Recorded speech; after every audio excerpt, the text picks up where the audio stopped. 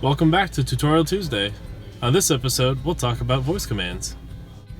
Voice commands is a way to access your iDrive system without using the control pad. To activate your voice commands, press the microphone button.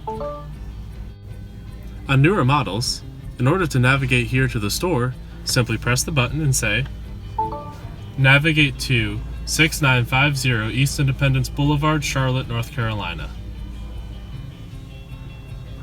6950 East Independence Boulevard, Charlotte was selected. Guidance has been started. You can also cancel your navigation. Stop guidance. Guidance has been stopped. It's that easy. If you're running low on fuel, you can press the button. Find a gas station. Kangaroo Express Charlotte, say yes or select another entry from the list. When your phone is connected, you can also call people. Call guest services. Calling guest services.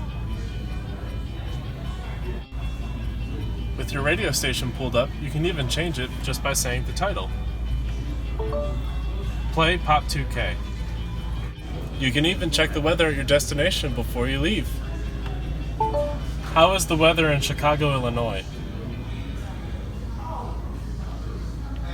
Current weather at desired location.